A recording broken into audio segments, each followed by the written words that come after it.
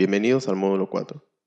En este módulo veremos principios para plantear mejoras a programas de intervención y tratamiento, principios de gestión del riesgo y cómo estos se usan con el BRAI, y el modelo de riesgo, necesidad y responsividad. En primer lugar, los programas de tratamiento son aquellos que se dirigen a revertir los efectos de los factores de riesgo sobre la conducta social del adolescente. Su mejoramiento entonces consiste en identificar su real capacidad para alterar los niveles de las variables que mantienen un estado inicial de funcionamiento desadaptativo, con el fin de modificar tales niveles de riesgo. La hipótesis entonces es que alterar estas variables se podrá llegar a un estado final de funcionamiento adaptativo. Debemos tener en cuenta los siguientes principios para mejorar los programas de tratamiento. La filosofía terapéutica de la intervención. Hace referencia a que los tratamientos pueden mejorarse cuando incorporan una filosofía terapéutica y no solo socioeducativa. En ese sentido, se recurre también a una intervención que atiende aspectos clínicos desadaptativos en los adolescentes. Atender a ofensores juveniles de alto riesgo.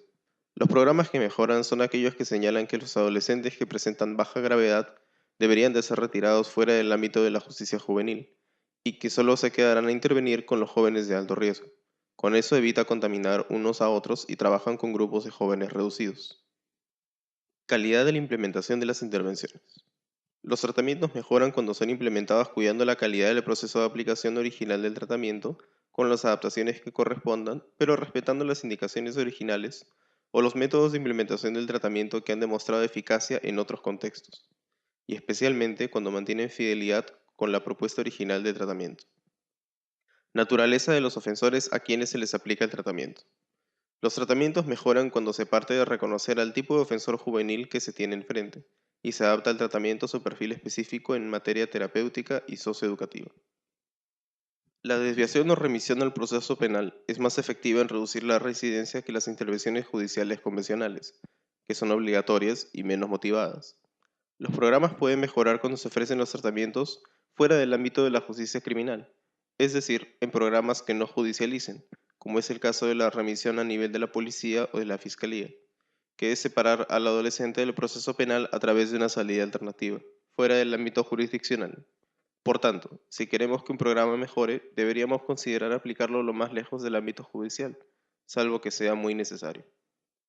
En la situación de los jóvenes en postcustodia, la intensidad del tratamiento se relaciona con tasas más bajas de reincidencia.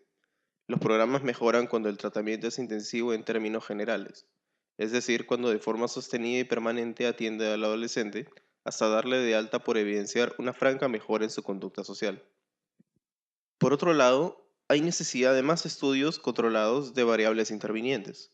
Aunque los tratamientos pueden mejorar, todavía no se sabe cuáles son las variables concretas que participan en la mejora de un tratamiento. Puede ser la adherencia, el estilo del terapeuta, el enfoque de la intervención, las técnicas usadas o muchos otros factores.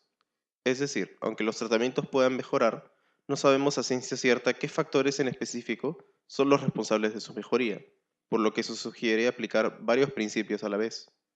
En ese sentido existe una alta variabilidad sobre la efectividad según el tipo de tratamiento.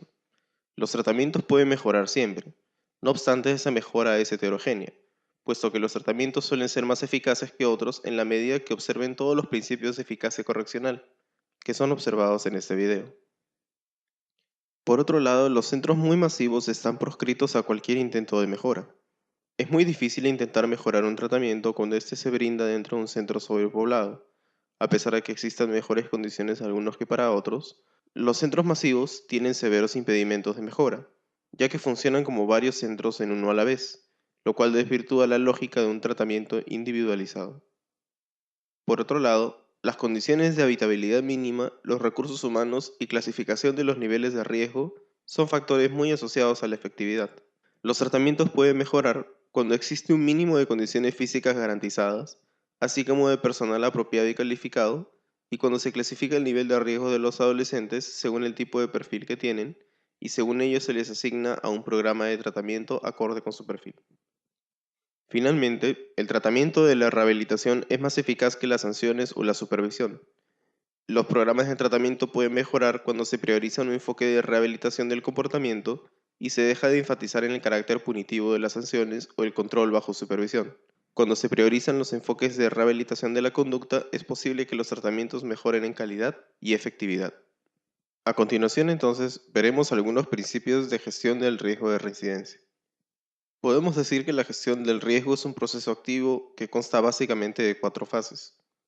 Una primera fase en la que se debe evaluar el riesgo, una segunda fase de planificación, una tercera fase de intervención y acción, y una cuarta fase de revisión y evaluación de las intervenciones realizadas.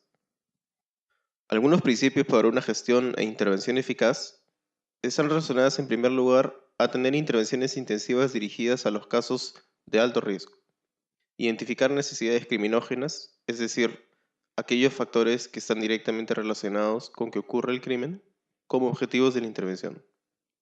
Seleccionar intervenciones eficaces, así como profesionales capacitados para llevarlas a cabo. Tener intervenciones sensibles a las diferencias individuales y a los cambios evolutivos por los que pasa el adolescente. Fomentar el compromiso del menor, reducir su resistencia y hacer uso de estrategias motivacionales. La supervisión y reevaluación de la evolución de la intervención y el menor. Todos los principios vistos anteriormente tienen ciertas implicaciones para la intervención. En primer lugar está la necesidad de evaluar el riesgo y planificar intervenciones, para lo cual se necesita profesionales formados en la evaluación del riesgo, que se dé la evaluación del riesgo en menores infractores y que haya planes individuales de atención para estos infractores, y que se desarrollen programas eficaces que puedan atender las necesidades del menor. En ese sentido es necesario articular recursos y protocolos de trabajo con las familias para mejorar las habilidades educativas paternas.